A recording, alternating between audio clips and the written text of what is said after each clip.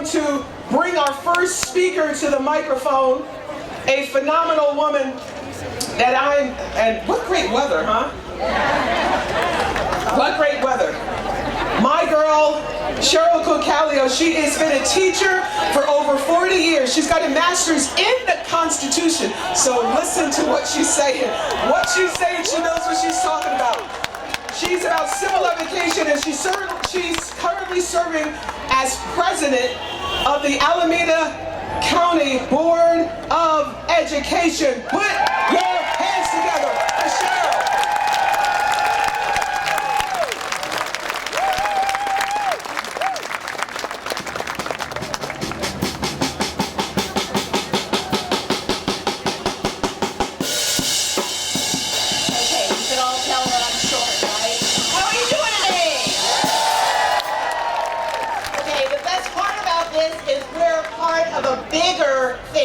In this country. And this bigger thing that's happening in this country is to preserve our democracy.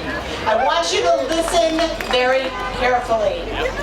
We, the people, in order to form a more perfect union, establish justice, ensure domestic tranquility, provide for the common defense, promote the general welfare, and secure the blessings of liberty to ourselves and our posterity, do ordain and establish the constitutions of the United States of America, of the United States. You all should be thankful that I didn't sing that. I know you all wanted to. This is our mission statement. This is who we are. I want you to repeat after me. We the people. We the people. We the people. We the people. We the people. We the people. The key to all of these is of all these rights is not just us, but it is the rule of law. The rule of law applies to all of us living here. All of us living here. If you live here in this country, you are guaranteed the rights outlined in our Constitution. It is our social contract, and our rights can only be removed by due process.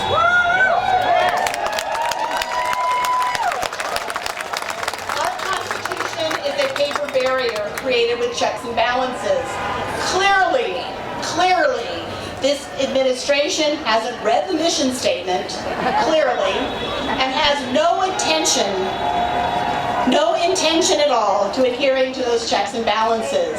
Article 1 gives Congress the power to make laws and to control the money. Congress will not check this president. Article 3. Yeah, boo him. Go ahead. Article 3 gives courts the pen, but not the sword. Appellate courts have consistently tried to force this administration to follow the rule of law. Article 2 mandates the executive branch and the president to enforce the law. He should be enforcing the law through the courts, and this administration will not do it.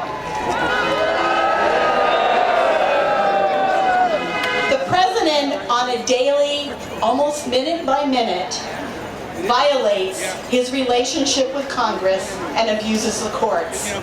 But what does this mean, right? If we don't have checks and balances that's written in the Constitution, what does this mean? What do we do? Let's recap what we're talking about here. This president has violated the Constitution and violated the rule of law, which is what makes us different from other countries who just have a constitution. Once the rule of law is gone, it is just a paper barrier. He has broken our social contract. First, he has violated the First Amendment freedom of speech. He has tried to silence the press. He has depressed the right to assemble. The right to religious expression has been curtailed, and separation of church and state no longer exists. What is the remedy? We the people. Say it again. We the people. He has violated the Fourth Amendment protection of unreasonable search and seizure and the right to privacy is ignored. People have been snagged off the street. What is the remedy? We the people! He has violated due process in the 5th and 14th Amendment. All due process means is that you follow the law. That's it. That's all it means. Follow the law. What is the remedy? We the people! Violated the 6th Amendment's right to counsel and the 8th Amendment cruel and unusual punishment prohibition. Shipping people off to jail in another country with no recourse? Is this the United States? It's human trafficking! He violates the 9th Amendment, which reserves rights that are not enumerated in the document to the people, so you can love who you love. This is protected. What is the remedy? We the people! He hasn't read. He has not read, nor does he care about the 12th Amendment, which outlines how and who is elected president, nor the 22nd, that limits the president to 2 terms, or the 25th, he hopes that doesn't apply to him, that removes the president that's incapacitated. But you have to force his cabinet to do it. What is the remedy? We the people! He has violated the 14th Amendment, which provides full faith and credit, honoring laws from one state to another. Has to do with women's autonomy and the ability to travel freely in this country without fear of being arrested. And what is the remedy to this? We the people! The key to all of these rights is the rule of law. The rule of law applies to everyone here. It requires due process. It doesn't mandate that you're a citizen. It doesn't even mandate that you're here legally. It applies to every person that is in this land. Many of the Bill of Rights are negative rights, which means that it prevents the government from acting on individuals without due process, without following the law. This is our check on the government, due process. It protects free speech. It protects free assembly. It protects our property and ensures privacy on our homes and our things. It requires probable cause. It requires a warrant. It requires the right to an attorney. It protects the right against self-incrimination and gives us a right to face our accuser.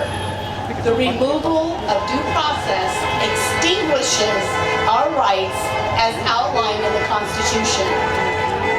Those rights that are in our social contract with the government. James Madison, my favorite founder, the author of this document, described the Constitution as a parchment barrier. He warned us. You can't silence us! He thinks that's going to stop us.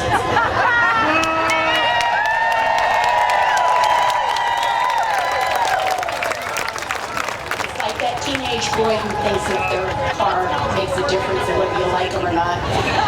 He warned us that relying solely on written protections might not be enough to safeguard our liberties against the, listen to this, the encroaching spirit of power.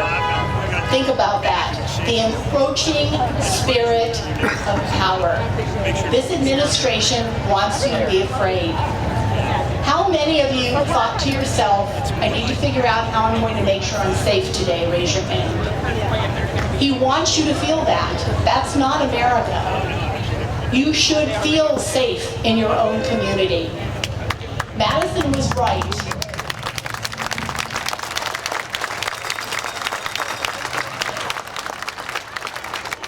We must protect ourselves against the encroaching spirit of power. We have a First Amendment right to petition our government for a redress of grievances. That is what we're doing here today. This is what people across the country are doing here today, and what we must do every single day.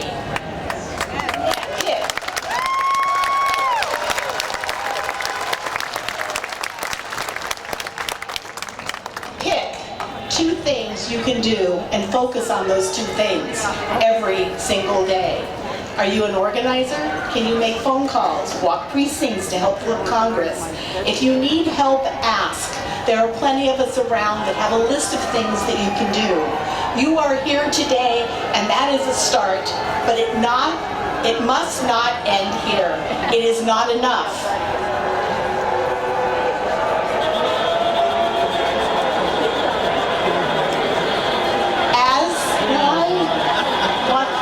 To hear this.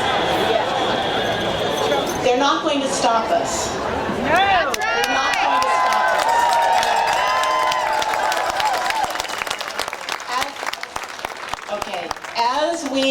There we go. I was afraid I was screaming. Maybe I should be screaming, right? As we heard this week, in the most emotional speech that I've heard in a long time, this is our moral moment.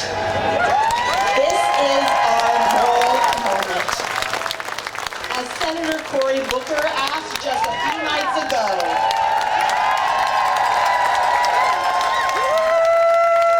where does this Constitution live? On paper or in our hearts?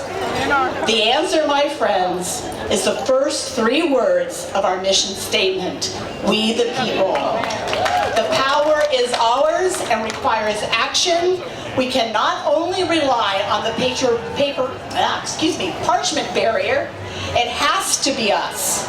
There is no one else. We are the checks. We are the balance. Democracy is fragile and it takes vigilance. We have to be the answer. And as President Obama mentioned this week, it's not enough just to talk about it. You have to take action. You have to take action. What is the remedy? What is the remedy to fix our broken contract? I ask you, what is the remedy? Say it with me.